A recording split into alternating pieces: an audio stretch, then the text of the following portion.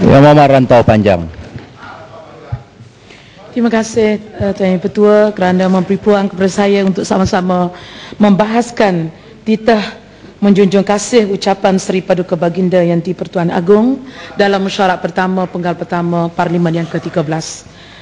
Tuan Yang di-Pertua, saya mengambil kesempatan ini juga mengucapkan terima kasih kepada seluruh rakyat di Rantau Panjang kerana sekali lagi memberi mandat kepada saya untuk mewakili Parti PAS berada di Dewan yang mulia ini. Tahniah Yang Berhormat, tahniah. Pilihan Raya Umum yang ke-13 menyaksikan bagaimana undi Pakatan Rakyat memperolehi 6,784,671 undi dan Barisan Nasional hanya mendapat undi 5,591,808 undi. Ini membuktikan bahawa kerajaan Barisan Nasional membentuk kerajaan di bawah suara minoriti rakyat, bukan suara majoriti rakyat Malaysia. Yang Muhammad, yang lain tak payah ganggu Yang Muhammad ya. Tuan Yang di-Pertua, kalau kita melihat mandat yang diberi oleh rakyat adalah satu amanah yang akan dipersoalkan oleh Allah Subhanahu Wa Taala di akhirat.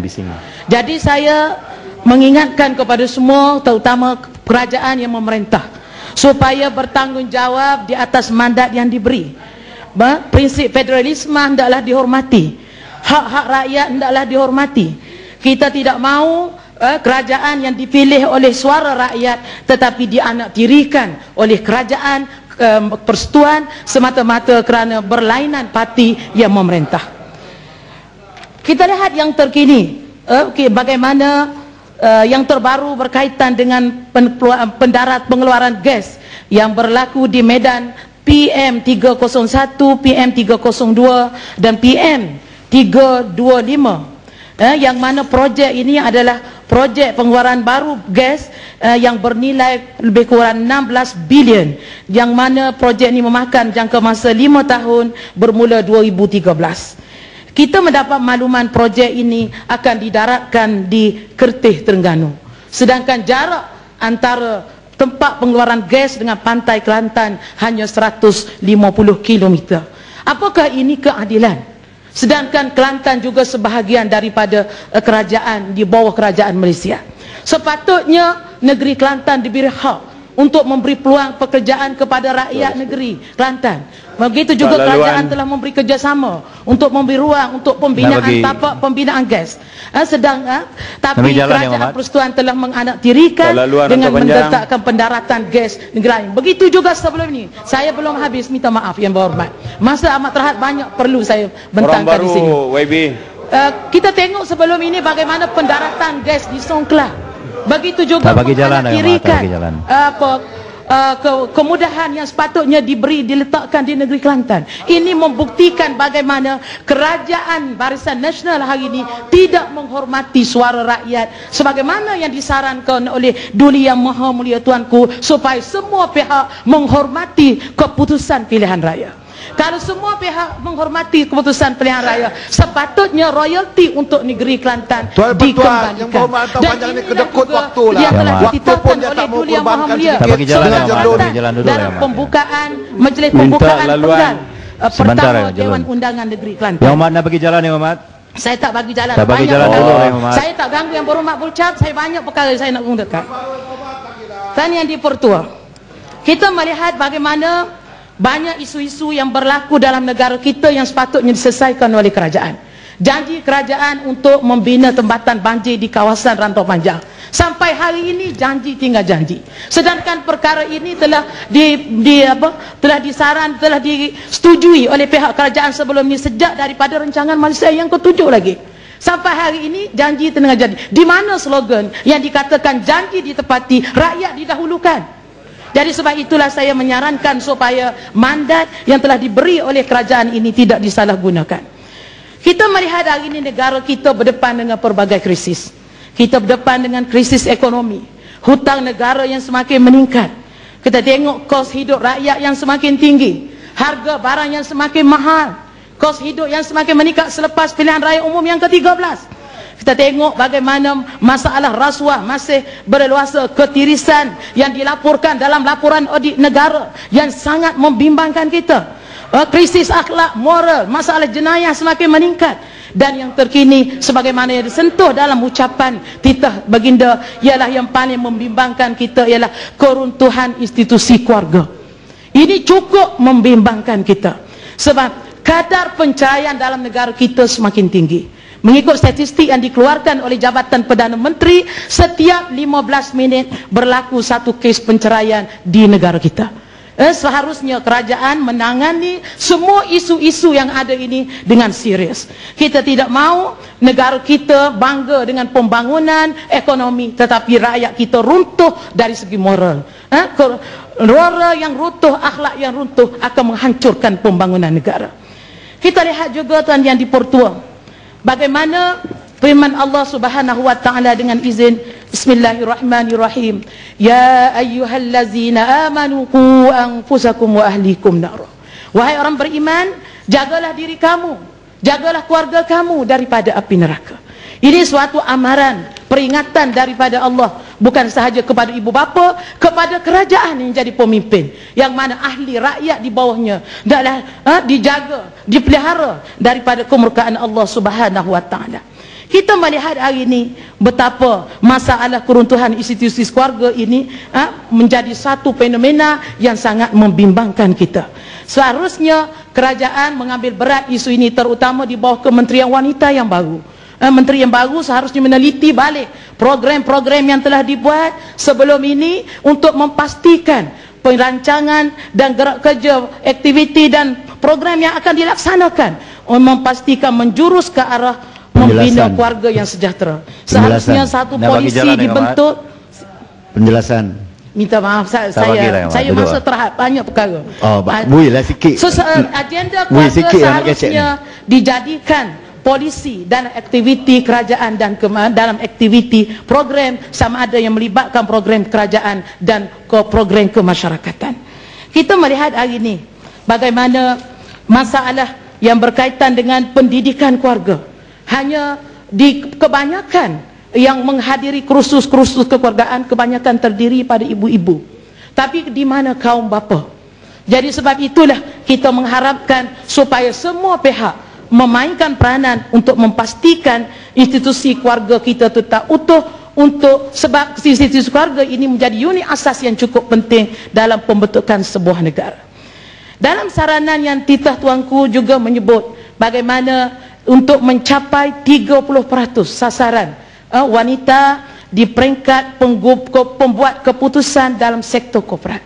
Ini kita sambut baik di atas keprihatinan tuanku untuk melihat kejayaan peranan yang telah dimainkan oleh wanita dalam membangunkan negara.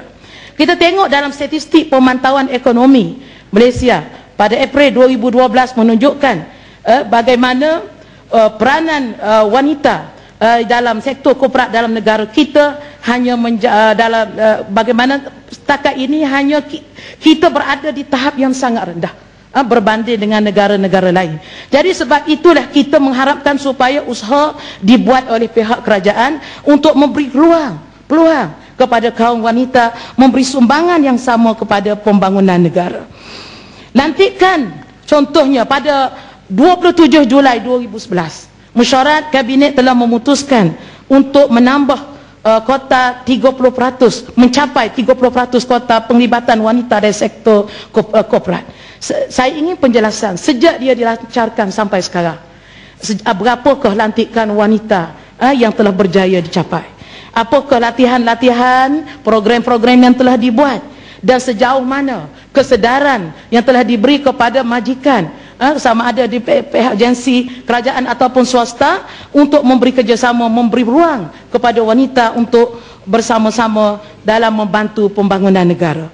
Kita bersetuju sekiranya kota tertentu diberi kepada kaum wanita, tapi kita tidak mahu kota semata-mata. Kita mahu lantikan wanita di peringkat penggubah dasar mestilah juga berdasarkan kualiti dan merit, bukan semata-mata kota. Sebab kita tidak mahu gambaran seolah-olah wanita adalah dilantik hanya semata-mata memenuhi kota tanpa menilai kualiti dan pencapaian. Tuan Yang di-Pertua, kita melihat juga dalam saranan Tuanku yang di-Pertuan Agong supaya meletakkan sasaran mencapai 55% guna tenaga wanita dalam tempoh 5 tahun akan datang. Jadi kita mengharapkan perkara ini akan menjadi suatu realiti. Statistik yang kita dapati hari ini, negara kita hanya 47% sahaja penggunaan guna tenaga wanita dalam negara. Sebelum ini kita berada di tangga yang di tahap 46%. Sahaja dalam tempoh lebih kurang 30 tahun, iaitu sejak 1980 lagi. Jadi kita mengharapkan dengan kenyataan yang telah disarankan oleh Duli Yang Mulia Tuanku ini supaya disambut oleh kerajaan dengan program-program yang tersusun untuk memastikan guna tenaga wanita mencapai tahap 55% sebagaimana yang menjadi sasaran. Kita lihat hari ini pencapaian wanita di IPTA dalam negara kita dan juga IPTS. Hampir 70% di kalangan pelajar-pelajar universiti adalah di kalangan wanita. Jadi amat malang sekiranya ramai tenaga wanita yang lahir daripada institusi pengajian tinggi ini tidak dimanfaatkan untuk membangunkan negara. Kalau kita tengok dalam statistik yang berada dalam penggunaan tenaga wanita di sektor pekerjaan di negara lain.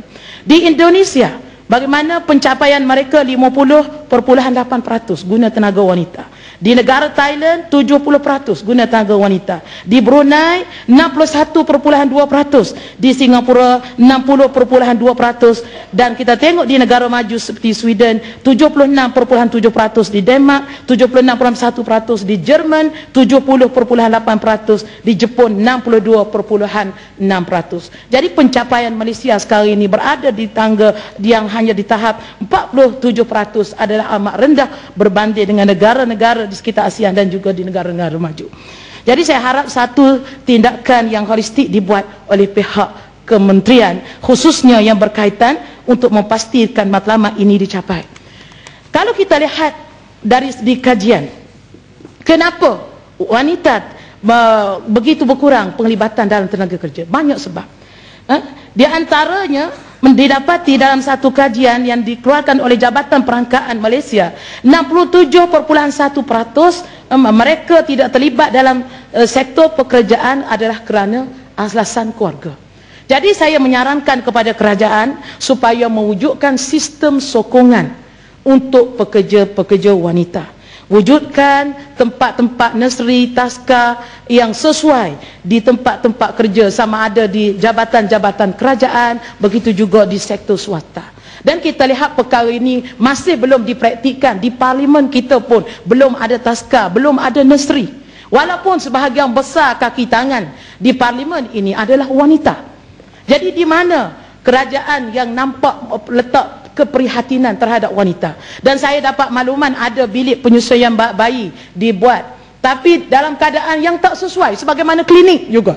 Jadi sebab itulah saya mengharapkan supaya parlimen ini menjadi contoh supaya kita mewujudkan tempat nursery dan taska khas untuk anak pakitangan wanita yang mempunyai anak-anak kecil, supaya mereka ni boleh bekerja dan mereka boleh menyusukan bayi, terutama bagi mereka yang mempunyai anak-anak kecil. Dan kajian pernah dibuat oleh pihak kesihatan, didapati pekerja-pekerja wanita yang boleh memantau anaknya secara berkala daripada dekat dengan nursery yang berdekatan dengan tempat kerja, mempunyai kualiti produktiviti yang lebih berbanding dengan wanita yang terpaksa meninggalkan seharian anak di rumah kerana kekangan tugas dan pekerjaan.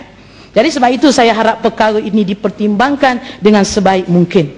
Saya mencadangkan juga supaya diwujudkan sekolah vocational aliran sains rumah tangga ataupun pengurusan rumah tangga. Sebab kita tidak mahu kebergantungan kita kepada pembantu rumah asing. Kita lihat ada akhbar dalam media kita hari ini betapa mahalnya kos untuk kita mendapat pembantu rumah asing. Kalaulah nilai RM8,000 perlu dibayar, ni belum capur lagi gaji, bermakna berapa ribu yang terpaksa ditanggung oleh majikan. Kalau mereka yang hanya berpendapatan RM1,500 sebulan, Macam mana mereka nak urus, nak bayar gaji nak bayar amah ataupun pembantu rumah, di masa yang sama terpaksa menanggung kos dengan tolnya, dengan anak-anak kalau belajar universiti dengan PTN dan sebagainya.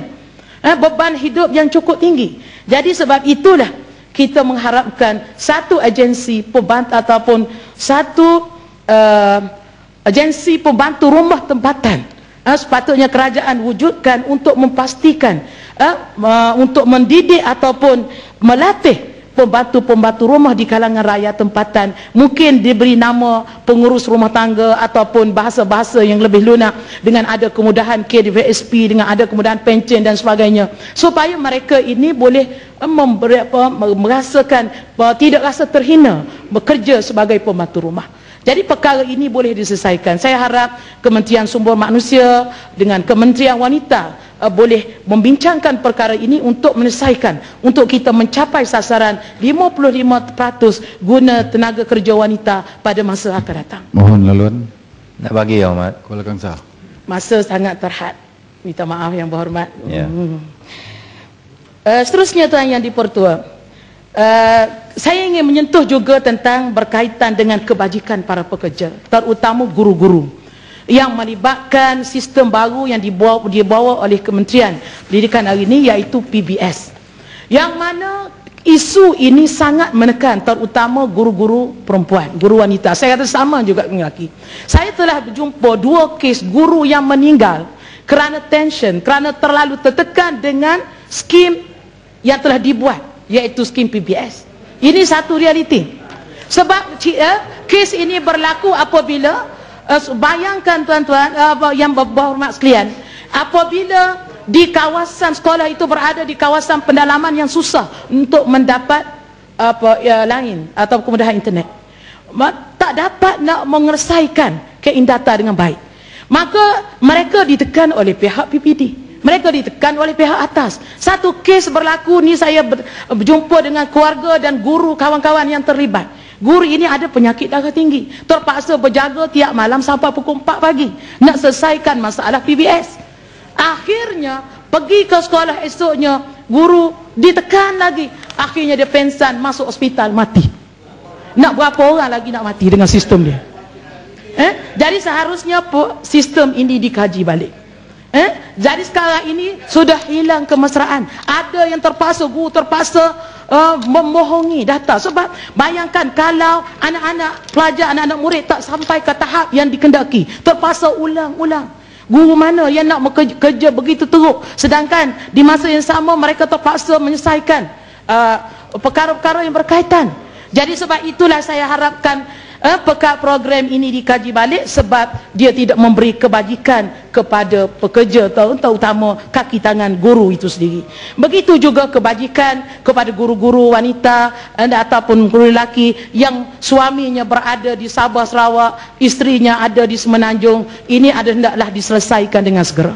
Kita mendapat banyak aduan bagaimana mereka yang telah berkahwin, ada anak kecil, dah berkahwin 5-6 tahun tapi berpuluh kali minta tak dapat tukar. Saya harap Kementerian Pendidikan memastikan pasangan-pasangan yang berkahwin ini supaya mereka dapat menjaga yang sebagaimana kita nak untuhkan institusi keluarga.